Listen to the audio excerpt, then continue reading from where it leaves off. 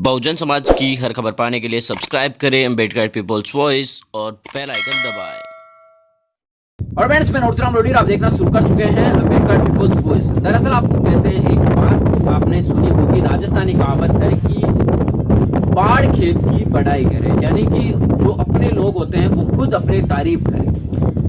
तो ऐसा बहुत ज्यादा देखने को मिलता है कि लोग अपनी तारीफ खुद करते हैं, लेकिन जब अपनी ही सरकार की अपनी ही बातों का खुद अगर जवाब देने लग जाए तो ये साफ तरीके से पता चलता है कि देश के अंदर कितनी बड़ी गड़बड़ चल रही है। भारतीय जनता पार्टी की वर्तमान में केंद्र और राज्यों के अंदर सरकारें हैं। अलग अलग राज्यों में ज्यादातर सरकारें बीजेपी की है, और बीजेपी खास तौर से उत्तर प्रदेश में तो सरकार बीजेपी की है, योगी आदित्यनाथ की। और लगातार सरकार ये दिखाने की कोशिश कर रही है कि सब कुछ चंगा है, लेकिन यहाँ पर भारतीय जनता पार्टी के प्रदेश एक जो लद्दाख इकाई है उसके अध्यक्ष और बीजेपी के विधायकों ने खुद बीजेपी की पोल खोल दी। उन्होंने तो बीजेपी के एक विधायक ने तो यहां तक कह दिया कि एक व्यक्ति को क्वारंटाइन हाउस में रखने के लिए करीब 350 रुपए का खर्चा होता है, और सरकार केवल 2.5 लीटर पानी दिन के उनको देकर अगर मजबूरी में कोरोना वायरस संक्रमित या बाहर से आए प्रवासी जो लोग हैं उनको क्वारंटाइन हाउस में रखा है, उनको आप 2.5 लीटर पानी रखकर अगर जिंदा रखेंगे तो किस तरीके से रहेंगे। इस तरीके की व्यवस्था आपको कहां देखने को मिला। पिछले दिनों आगरा का जो वीडियो वायरल हुआ वो तहकीकात करता है बीजेपी के इस विधायक के पत्थर से।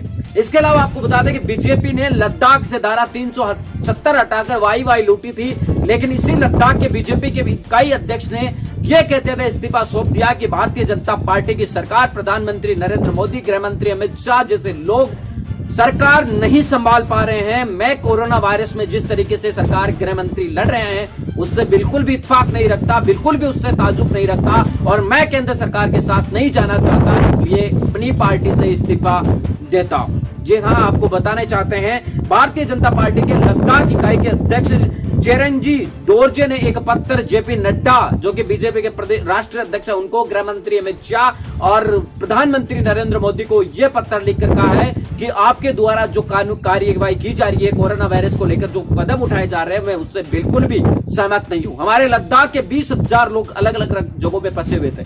मैंने तमाम सरकार से कोशिश की कि वो हमारे लद्दाख के लोगों को वहां तक पहुंचा दे, लेकिन उसके बावजूद भी प्रधानमंत्री या किसी भी हमारे पार्टी के पदाधिकारियों ने हमारी नहीं सुनी। इसके चलते मैं अपनी पार्टी से इस्तीफा देता हूं। अब आप सोच लीजिए कि जब पार्टी के इकाई अध्यक्षों को ये हालात है तो आम गरीब मजदूर की क्या उस देश में हालत हो सकती है।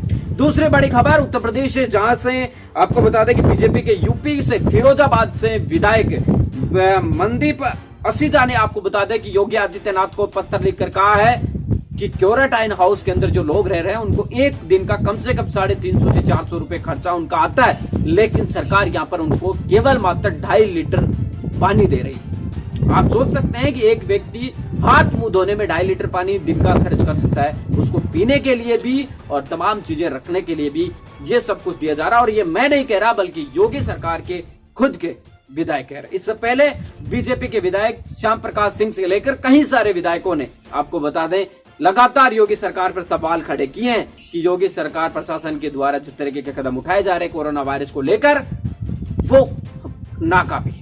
यहाँ पर भारत की मीडिया ये चीजें नहीं दिखाएगी। भारत की मीडिया के लिए जमाती, भारत की मीडिया के लिए मुसलमान, भारत की मीडिया के लिए दलित, भारत की मीडिया के लिए आरक्षण, भारत की मीडिया के लिए हिंदू मुस्लिम, ये सब कुछ है। इसके अलावा भारत सरकार का कोई भी कदम उनके लिए ना नाकाफी है, बल्कि जो कुछ भारत सरकार कर रही है भारत की मीडिया के लिए वो सब कुछ बिल्कुल एकदम सही है। भारत की मीडिया को आरक्षण पर पूछ लीजिए, वो दलित पिछड़ों के खिलाफ स्टेटमेंट देगी, लेकिन यहाँ पर लोगों की जान जा रही है, इसकी फिक्र भारत की मेनस्ट्रीम मीडिया को बिल्कुल भी नहीं है। सरकार कहां से करेगी, सरकार क्या करेगी, सरकार के ऊपर फैसला करेगा, लेकिन भारतीय जनता पार्टी के खुद के इकाई अध्यक्ष और बीजेपी के विधायक अगर ये बातें बोल रहे हैं तो आप सोच सकते हैं कि एक आम जनता के मन में इस समय क्या कुछ चल रहा होगा। देखिए वीडियो नए अपडेटों के साथ, तब तक आपसे लेते विदा। लाइक कीजिए, कमेंट कीजिए और शेयर करना बिल्कुल ना भूलें। अगर हमारी ये फेसकस आपको पसंद आई हो और आप अगर हमारे चैनल पर नए आए हैं तो चैनल को सब्सक्राइब कर लीजिए और बेल आइकन को